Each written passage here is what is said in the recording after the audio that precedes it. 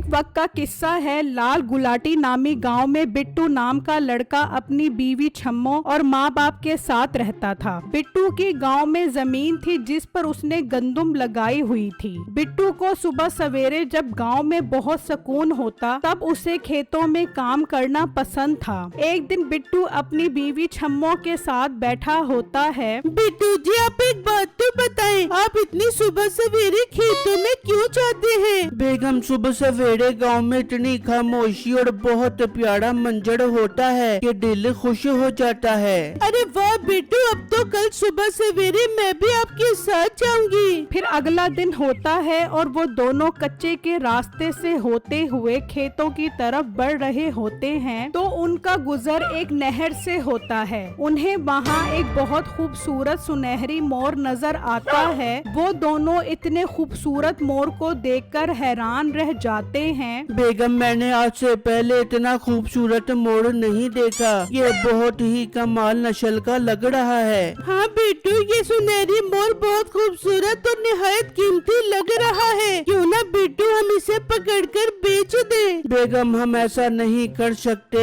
ये हमारा मोर नहीं है, ये एक आजाद परिंदा है। अगर हमने पैसों की लालच में इसे किसी को बेचा तो वो इसे कैद में रखेगा, जिससे हमें इस परिंदे की बद्दुआ लगेगी। जी बिट्टू, आप ठीक कह रहे हैं। अच्छा, अब हमें खेतों की तरफ चलना चाहिए। फिर वो खेतों की जानिब चल पड़ते हैं। मोर भी उड़ता हुआ उनके पीछे चल पड़ता है। वो दोनों खेत में पहुंच जाते हैं और मोर भी खेत में आकर बैठ जाता है। बिट्टू जी, ये क्या? ये मोर तो हमारे पीछे पीछे आ गया है। बेगम, मुझे लगता है ये मोर जरूर भूखा है। फिर वो मोर को गंदुम डालते हैं। मोर सच में भूखा होता है और वो खाने लग जाता है। जबकि उसी गांव में मीठे नाम का लड़का अपनी बीवी नसीबो और सास के साथ रहता था। छम्मो और नसीबो की आपस में दोस्ती होती है। छम्मो पेट की बहुत हल्की होती है। एक दिन वो दोनों बैठी होती हैं कि छम्मो नसीबो को मोर वाली सारी बात बता देती है, जिसे सुनकर नसीबो के होश उड़ जाते हैं। छम्मो, मेरी बहन किस्मत की देवी तुम्हारे दरवाजे पर दस्तक दे रही है और तुम मौका जाया कर रहे हो। तुम्हें तो सुनहरी मोर को पकड़कर बेच देना चाहिए था। मैंने बिट्टू को कहा था, वो नहीं माने और कहते हमें ऐसा करके बेजुबान जानवर पर जुल्म नहीं करना चाहिए। ठीक है छम्मो, जैसा तुम लोगों को बेहतर लगे।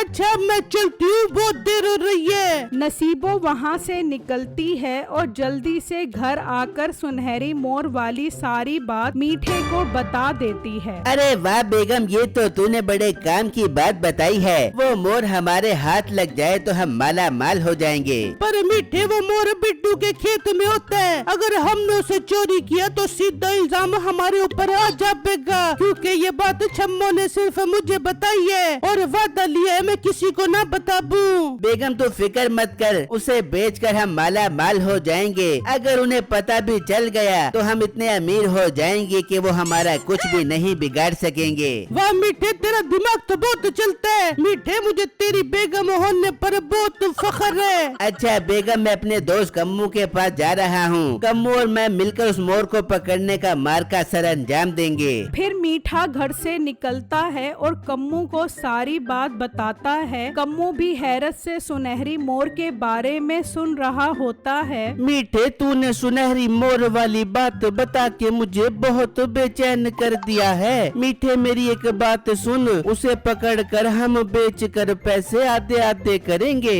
कम्मू, वो तो ठीक है, पर हम इसे बेचेंगे कैसे? मीठे, गांव के ठाकुर को आला नस्ल के मोर पालने का बहुत शौक है। वो हमसे ये मोर बहुत अच्छी कीमत पर खरीद लेगा। फिर रात होती है। कम्मो और मीठा खेत में आते हैं तो सुनहरी मोर वहाँ बैठा होता है। वो दोनों इतना खूबसूरत मोर देखकर हैरान रह जाते हैं और मीठा दिल में सोचता है, मैंने कम्मू मनहूस को हिस्सेदार बनाकर गलती की। खैर, मैं ठाकुर को मोर बेचकर दोबारा चोरी कर लूंगा और सारे पैसे अपने पास रखूंगा। मीठे, क्या सोच रहा है? चल इसे पकड़ते हैं। और जैसे ही कपड़ा मोर पर डालते हैं मोर उन पर हमला कर देता है। वो कपड़ा वहीं छोड़कर भाग जाते हैं। फिर सुबह होती है, बिट्टू खेत में आता है तो वहाँ कपड़ा देखकर सोच में पड़ जाता है। ये कपड़ा यहाँ क्या कर रहा है? जरूर कोई मोड़ पकड़ने आया होगा। मैं अब इस मोड़ को यहाँ नहीं छोड़ सकता, वरना कोई इसे पकड़कर अपने साथ ले जाएगा। बिट्टू मोर को पकड़ता है। मोर बिट्टू को कुछ नहीं कहता और वो मोर को लेकर घर आ जाता है। नसीबो भी छम्मो से मिलने आ रही होती है तो बिट्टू के हाथ में मोर देखकर वो छुप जाती है। अरे बिट्टू, आप इस मोर को यहाँ क्यों ले आए? आपने तो खुद कहा था इसे कैद नहीं करेंगे। हाँ बिट्टू, इस बेजुबान परिंदे को कैद करना अच्छी बात नहीं है। माँ जी और बेगम, इस मोड़ को खेत में बहुत खतरा है। कोई इसे पकड़ने खेत में आया था। मैं नहीं चाहता कि इस मासूम मोड़ के साथ कुछ गलत हो। मैं अब इसे कुछ दिन के लिए घर में हिफाजत से रखूंगा और फिर इसे दूर जंगल में छोड़ाऊंगा। बिट्टू, मुझे ये चोर जरूर मीठे भाई लगते हैं। मुझसे गलती हो गई, मैंने उस मोर का नसीबों को बता दिया था। कोई बात नहीं बेगम, अब तो ये बच गया है, पर आइंदा ध्यान रखना ये बात किसी को भी पता ना चले कि ये मोड़ हमारे घर में है। नसीबो वहाँ छुपी सारी बातें सुन रही होती है और गुस्से में घर आती है। मीठे लखड़ा, तेरी शक्ल पर एक मोर तुझसे नहीं पकड़ा गया और उन्हें हम पर शक भी हो गया। बेगम ठंड रख, मुझे पहले ही उस मोर के बच्चे पर बहुत गुस्सा है। अब मैं उसे नहीं छोड़ूंगा। आज रात देख मैं उसे कैसे पकड़ कर लाता हूँ। फिर रात होती है, बिट्टू सब सो रहे होते हैं। मीठा बंदूक लेकर घर से निकलता है और बिट्टू के घर पहुंच जाता है और बंदूक से बेहोश करने वाली पिन फायर करता है और वो मोर को लगती है और मोर बेहोश हो जाता है और वो फौरन उसे उठाकर घर ले आता है। देख बेगम, मैं इस बदमाश मोर को आखिर पकड़ ही आया। अब इसके नाखून काट कर बदला लूंगा। उस दिन इसने मुझ पर हमला करके अच्छा नहीं किया। नहीं मीठे, सब बिल्कुल मत कर बेबियो। इस मोर की खूबसूरती कम हो जाएगी, फिर इसकी कीमत अच्छी नहीं मिल बेबेगी। बेगम, पहली बार तूने काम की बात की है। मैं अब कल कम्मू से छुपकर ठाकुर को ये मोर बेचाऊंगा। फिर अगला दिन होता है और मीठा मोर लेकर ठाकुर के पास आ जाता है। ठाकुर इतना खूबसूरत मोर देखकर दंग रह जाता है। मीठे, ये तो बहुत आला और हसीन मोर है। ये तेरे पास कहाँ से आया? ठाकुर साहब, मेरे पास कहाँ से आया? इसे छोड़ो। ये बताओ, आप ये सुनहरी मोर कितने का खरीदोगे? मीठे, मुझे ये मोर हर हाल में चाहिए। मैं तुझसे ये मोर 10 लाख में खरीदूंगा। 10 लाख का सुनकर मीठा खुश हो जाता है और वो मोर 10 लाख में बेचने के लिए तैयार हो जाता है। फिर मीठा पैसे लेकर घर आ जाता है और अपनी बीवी और सास को बताता है कि ये मोर किसको बेचा। मीठे, वो तो ठीक है, पर मुझे लगता है तू वो नया मोर सस्ता नहीं बेचाया। सासू माँ, अभी तो आगे मेरी अकल का कमाल देखना। मैं वो मोर दोबारा चोरी करूँगा और फिर उसे शहर में किसी शौकीन और मालदार इंसान को लाखों में बेचूंगा। वाह मीठे, क्या खूब चलता तेरा दिमाग। फिर अगला दिन होता है। ठाकुर के सुनहरी मोर के चर्चे गांव में फैल जाते हैं और ये बात कम्मू तक भी पहुंच जाती है। वो गुस्से में मीठे के पास आता है। मीठे, तूने मेरे साथ अच्छा नहीं किया। तू अकेला ही ठाकुर को वो मोर बेच आया। अब तू चुप करके मेरा आधा हिस्सा मुझे दे।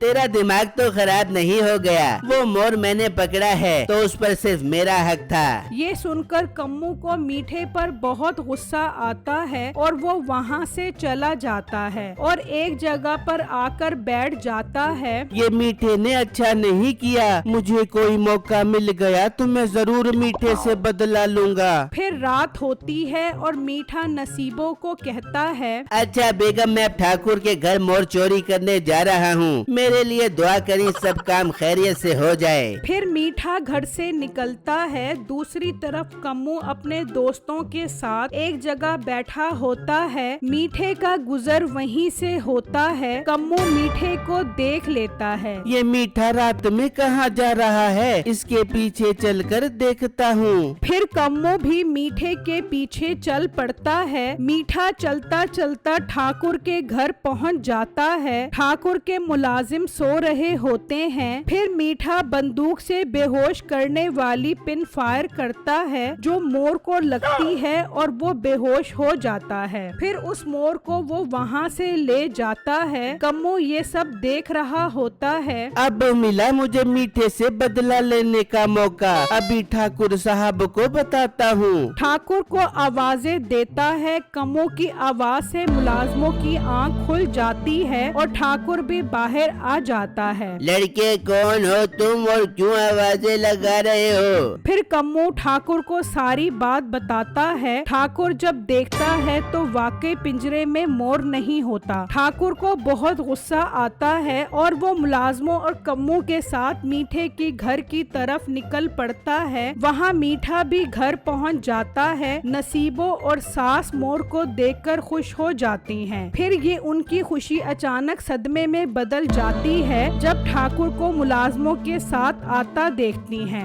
ओए मीठे, तेरी इतनी हिम्मत, तू मेरे घर से मोर चोरी कर आया? तभी मोर को भी होश आ जाता है। मीठा इतना घबरा जाता है कि मोर उसके हाथ से उड़ जाता है। ओए मेरा मोर उड़ गया, कोई इसे पकड़ो। ठाकुर साहब आप परेशान मत हो, मैं एक दिन जरूर आपका मोर पकड़ लाऊंगा। चुप कर मनहूस इंसान, तूने बहुत गलत किया है। अब तुझे मैं निशान इबरत बनाऊंगा। मुलाजिमों ले चलो इसे अपने साथ। फिर मोर उड़ता हुआ बहुत आगे निकल जाता है। फिर वो मीठे को साथ ले जाते हैं और उसे कैद करके कुत्ते छोड़ देते हैं। मीठे की अंदर से चिल्लाने की आवाजें आ रही होती हैं। मीठे के चीखने की आवाजें सुनकर कम्मू मुस्कुरा रहा होता है। फिर अगला दिन होता है। बिट्टू जब बाहर आता है तो मोर उसके घर में बैठा होता है। बेगम माँ जी जल्दी आओ, देखो मोर वापस आ गया।